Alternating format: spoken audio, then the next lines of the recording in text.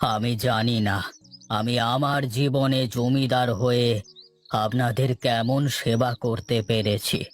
অল্প বয়সে আমি এই গ্রামের ভার নিজের কাঁধে তুলে নিয়েছিলাম। আজ আমার শেষ বয়স।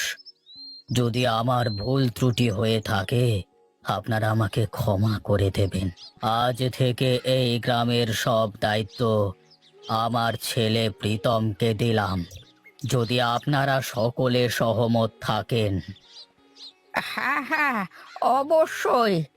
আপনি যেভাবে সুখে দুঃখে গ্রামের মানুষের পাশে দাঁড়িয়েছেন, আমাদের বিশ্বাস আপনার ছেলেও একই কাজ করবে। আমাদের সবার সমর্থন আছে আপনার এই সিদ্ধান্তের ওপরে। বেশ, তবে তাই হোক। আজ থেকে এই গ্রামের নতুন জমিদার, নতুন অভিভাবক আমার একমাত্র ছেলে প্রীতম। আপনারা সবাই আমাকে যেভাবে সাহায্য করেছেন, আমার এটাই বিশ্বাস যে আমার ছেলেকেও আপনারা এইভাবেই সমর্থন করবেন, সাহায্য করবেন। কই, আমাদের নতুন জমিদারকে ডাকুন। আমাদের নতুন জমিদারকে আমরা দু চোখে একটু দেখি। এই হরি, এই যা তো, ছোট বাবুকে ডেকে নিয়ে আয়। আমি এক্ষুনি যাচ্ছি বাবু।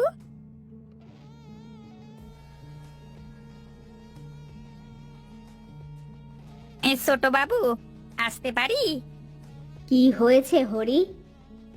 বড় বাবু বৈঠকখানায় ছোট বাবুকে ডাইকা পাইতেছেন। ঠিক আছে, তুই যা, আমি প্রীতমকে পাঠাচ্ছি। যা বাবা, অনেক মুরব্বীরা বৈঠকখানায় এসেছেন, সবার সাথে দেখা করে আয়, পরিচিত হয়ে যা, আর তাদের কাছ থেকে দোয়া নিয়ে আয়। কেন? আমি কেন দোয়া নিতে যাব ওদের কাছে? ওই ছোট লোকগুলোর মধ্যে থাকতে আমার একদম ভালো লাগে না। হ্যাঁ, এভাবে বলে না বাবা, তারা মুরব্বী, তারা গুরুজন। আজ থেকে এই গ্রামের সব দায়িত্ব তোর। মুরব্বীদের আশীর্বাদ নিয়ে এ বিশাল বড় দায়িত্ব কাঁধে নে। ওহ মা, আমার গুরুজন মানে তুমি আর বাবা। এই ছোট লোকগুলো কিভাবে আমার গুরুজন হতে পারে? হ্যাঁ, আচ্ছা ঠিক আছে, আমি তো তোর গুরুজন। এখন আমি বলছি, তুই যা, গিয়ে সবার সাথে দেখা করে আয়। ওহ মা, আমার এসব কিন্তু একদম ভালো লাগে না। একবার ওখানে গিয়ে দেখ, তারপর দেখবি তোর সব কিছু ভালো লাগবে। ঠিক আছে মা, আমি যাচ্ছি। শুধু তুমি বললে তাই, তোমার কথা তো আমি আর অমান্য করতে পারি না। যা বাবা, আমার সোনা বাবা।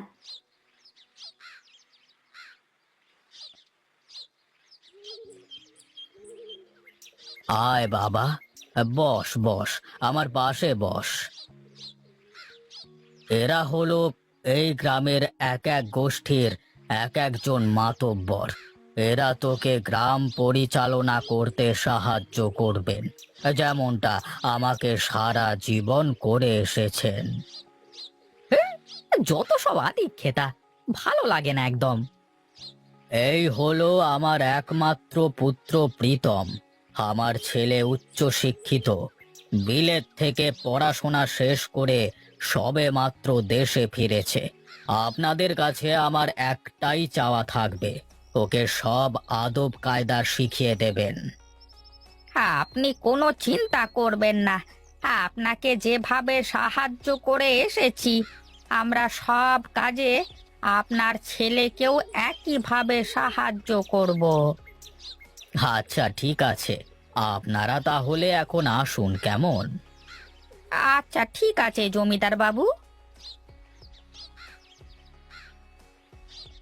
শোনো বাবা, এই গ্রামের মানুষ অনেক সহজ সরল।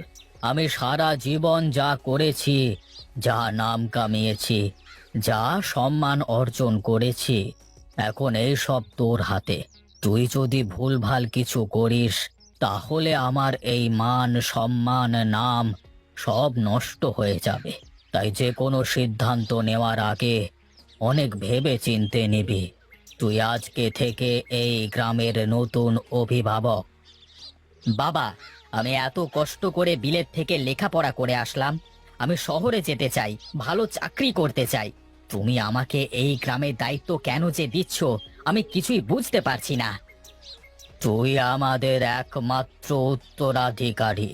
আমার দাদা আমার বাবাকে এই দায়িত্ব দিয়েছিলেন, আর আমার বাবা দিয়েছিলেন আমাকে, আর এখন আমি তোকে দিচ্ছি। এটা আমাদের বংশের পরম্পরা।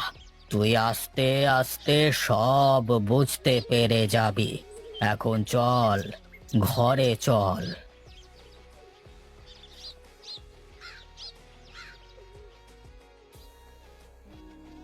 তুমি আমাদের এভাবে ছেড়ে চলে যাবে, আমি কখনোই তা ভাবিনি।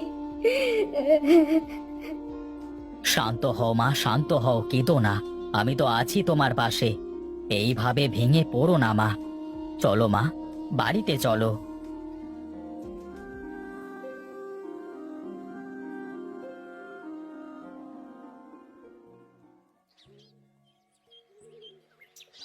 জমিদার বাবু এত তাড়াতাড়ি আমাদেরকে ছেড়ে এভাবে চলে যাবেন আমি কখনোই ভাবিনি।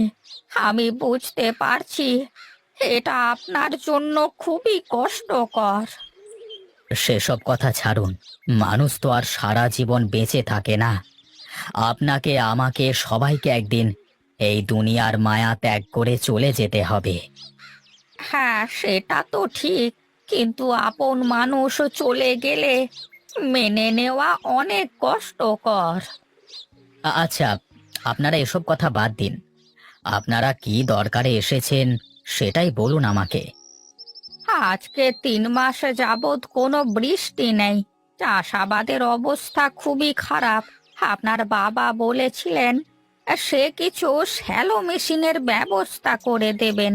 সে ব্যাপারে আপনার সাথে কথা বলতে এসেছি। আপনাদের দরকার আপনারাই দেখে নিন না, আমাকে কেন বলছেন এসব?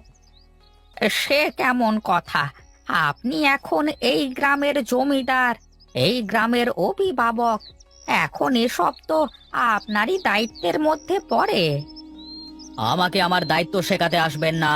আমার দায়িত্ব আমার ভালো করে জানা আছে। আপনারা এখন আসুন। আর হ্যাঁ, আজ থেকে গ্রামের খাজনা আর 10 টাকা বৃদ্ধি করা হলো। সবাইকে জানিয়ে দিন, সামনের মাস থেকে সবাই যেন নিয়মিত খাজনা পরিশোধ করে।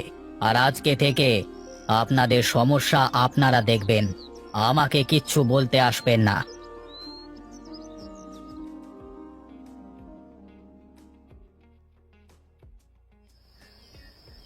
আপনি কেন আমাদের ছেড়ে এভাবে চলে গেলেন? এলাকার মানুষজন যে আপনাকে ছাড়া একদম ভালো নেই। আপনার ছেলে প্রীতম একদম আপনার মতো হয়নি। গ্রামের মানুষের সমস্যা তার চোখে পড়ে না। এখন আপনি একটা উপায় বলে দিন, হ্যাঁ, কি করে আমি গ্রামের মানুষের পাশে দাঁড়াবো? আমার প্রাসাদের দক্ষিণ কোণে একটা নারকেল গাছ আছে, আর সেই নারকেল গাছের পাশে একটা লোহার সিন্ধুক মাটিতে পুঁতে রাখা আছে। গিয়ে সেই সিন্ধুকটিকে উদ্ধার করে সিন্ধুকে থাকা খাজানা দিয়ে তোমাদের সমস্যা দূর করো। বাবু, আপনি আপনি কোথা থেকে কথা বলছেন? আমার আত্মা ততদিন শান্তি পাবে না যতদিন না আমার ছেলে আমার মতো গ্রামবাসীদের বিপদে আপদে সাহায্য করবে। আমার আত্মা এই গাছের মধ্যে আটকে আছে। আমি এখনই কি আপনার ছেলেকে সব খুলে বলবো? তাহলে আপনার ছেলে নিশ্চয়ই সচেতন হয়ে যাবে আর আপনি মুক্তি পাবেন। না, এরকম করলে আমি সারা জীবনের মতো এখানে আটকা পড়ে যাব। আমার ছেলেকে নিজে নিজেই এটা অনুধাবন করতে হবে যে তার গ্রামের মানুষের পাশে থাকা কতটা জরুরি। কিন্তু কি করে বুঝবে আপনার ছেলে? যদি কোনোভাবে ওকে চাষির কষ্ট বোঝানো যায়, তাহলে নিশ্চয়ই প্রীতম ওর এই অহংকার থেকে মুক্তি পাবে। আচ্ছা ঠিক আছে, আমি কোনো না কোনো একটা ব্যবস্থা ঠিকই করব। আপনি কোনো চিন্তা করবেন না। আজকে আবার কি মতলব নিয়ে এসেছেন আপনি? আমি কালকে না আপনাকে বলে দিলাম কোনো মতলব নিয়ে আমার কাছে আসবেন না।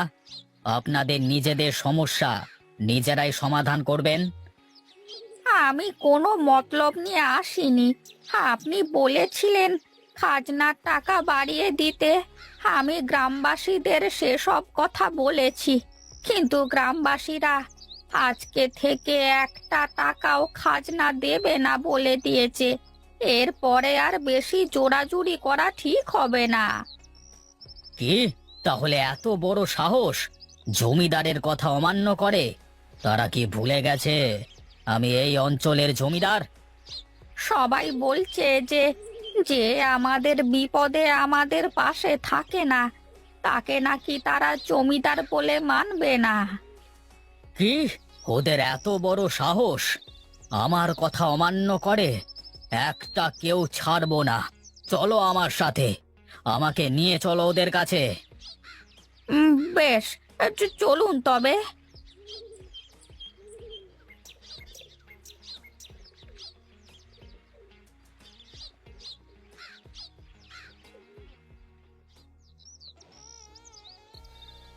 ওহ, এইখানে কি রোদ!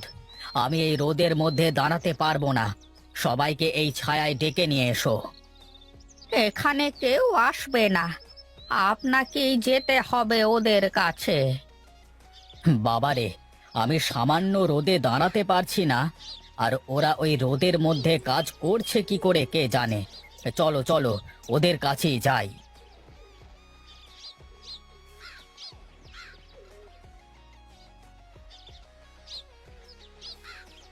আরে কি হয়েছে জমিদার বাবুর? এই ধরো ধরো, জমিদারকে ধরো। হে, আরে তেমন কিছুই হয়নি। এতদিন বিলেতে থেকেছেন তো, কোনোদিন এত তীব্র রোদে যাননি, তাই আজ রোদে এসে মাথা ঘুরে পড়ে গেছেন। সবাই জমিদারকে ধরে গাছতলায় নিয়ে চলো। না না, এই ব্যাটাকে এখানেই রেখে দে। যে কিনা 2 সেকেন্ড রোদের তাপ সহ্য করতে পারে না, সে কিনা হবে আমাদের জমিদার।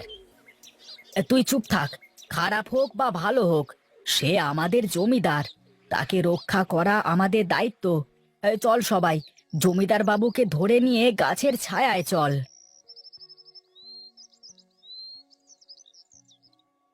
যা যা, তোরা পানি নিয়ে আয়।